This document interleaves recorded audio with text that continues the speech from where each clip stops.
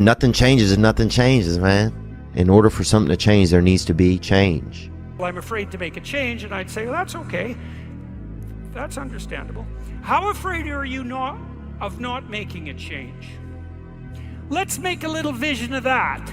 You're 35, you hate your job. What's the consequence? You're not motivated, you don't want to get out of bed in the morning, you're starting to get depressed, you're getting bitter, you're getting resentful, you're getting cynical, you're amotivated at work, you're not doing a very good job, and you're starting to shrink. Now play that out for 10 years. You don't change it, you don't fix it. And what happens?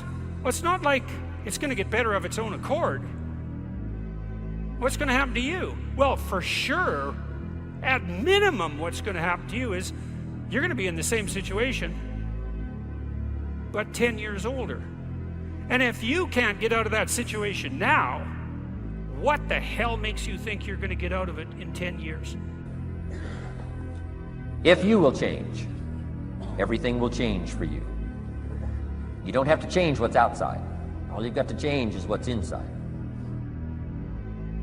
To have more, you simply have to become more. And then he said, don't wish it was easier, wish you were better. Don't wish for less problems, wish for more skills. Start working on yourself, making these personal changes. And he said, it'll all change for you. No one's coming. No one. No one's coming to push you. No one's coming to tell you to turn the TV off. No one's coming to tell you to get out the door and exercise. Nobody's coming to tell you to apply for that job that you've always dreamt about. Nobody's coming to write the business plan for you. It's up to you. And because you're only ever going to do the things that you feel like doing right now or that feel good right now, unless you understand that you've got to parent yourself, you got to push yourself, you're not going to make your dreams come true. You're just not.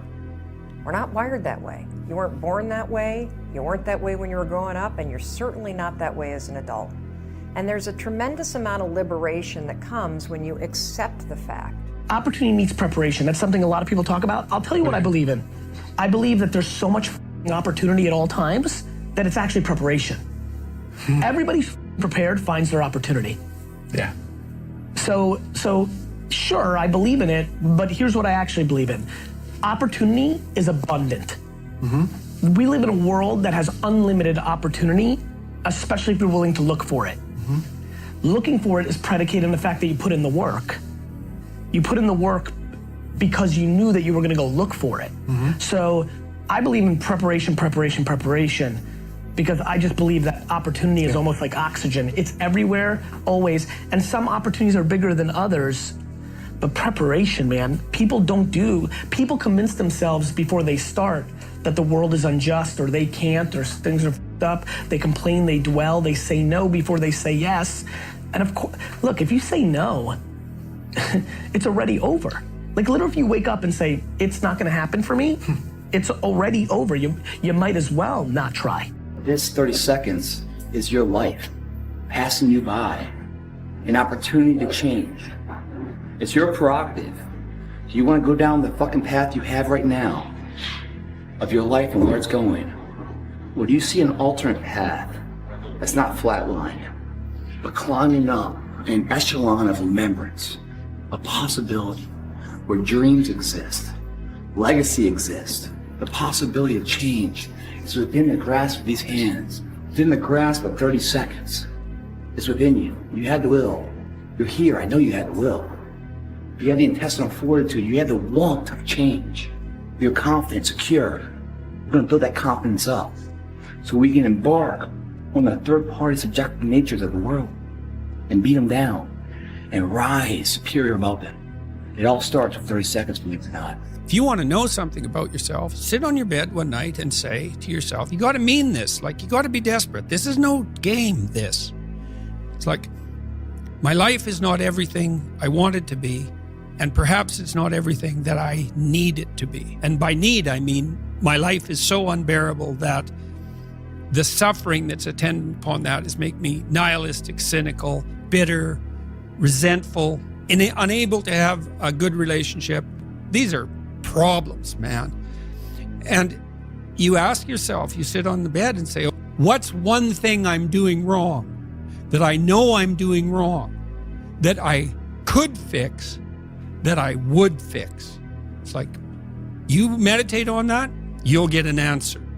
And it won't be one you want, but it'll be the necessary one. Because there's a whole bunch of people out here daily who fail. There are men out here who fail daily, and they have yet to feel the true consequence for it. They fail to go to the gym when they know they should have gone to the gym. They fail because they forgot their keys and it took them 10 minutes to find them. They fail because they replied to a question they got sent on WhatsApp the wrong way. They fail because they didn't smile when they were supposed to. They didn't say please and thank you to that person who helped them. They fail because they didn't say hi to that girl who's looking at them out the corner of their eye. They just fail perpetually. They go through life missing every opportunity and just failing. And somehow we've built a society which is so soft and God is so giving and so graceful that they still have a place to eat and somewhere to sleep, and they're still surviving. Before this society, truthfully, if you were that level of failure, you would be dead. None of these men out here are fit. No. Their mindset isn't fit. Their reality isn't fit. They're failures. They're failures. Yeah. And they're just failing every single day. You've been failing your whole life. That's all you've done is fail. There are 2% killers like me, and everybody else is amateur. That there is a way out, that there is a way to do more, to get more, to obtain more. But I personally don't want to lose all that I've been able to get. So I need to make sure that I do everything to keep it. We're all writing a book. What's your book look like? What does your fucking book look like? Like your life is a book. You got a bunch of chapters in your book, but when they close that book, how good was the book? How good was your book? What was the ending to your book? You know, you grow up and you make game-winning shots and it's awesome. You come back the next day and miss a game-winning shot and it's misery. And then the next day comes and you're back playing again, and you understand that life has this cyclical nature where it's, you know, what you do on Monday is fantastic, but then Tuesday is a bad day. But guess what? There's Wednesday. Yeah. So are we just supposed to live our lives like this the whole time? You know, versus just staying like this and understanding that it's really just a journey of evolution. Every day is just constant improvement, constant curiosity, constantly getting better. The results don't really matter. It's the figuring out. The time is now. The time is now to express and for people to believe in themselves. The time is now for it to be okay to be great. People in this world shun people for being great, for being a bright color, for standing out. But the time is now to be okay to be the greatest you. If your definition of success is win or lose, giving everything you've got and growing or learning along the way, then you're setting yourself up for success. I really think the biggest cheat code in life is just going after it and not being concerned of whether or not you fail at one specific task. Instead, understanding the big picture, what your long-term goal is, and knowing if you keep driving forward and never fucking quit, in the end you will succeed. When you're not willing to do something, but you have to do it.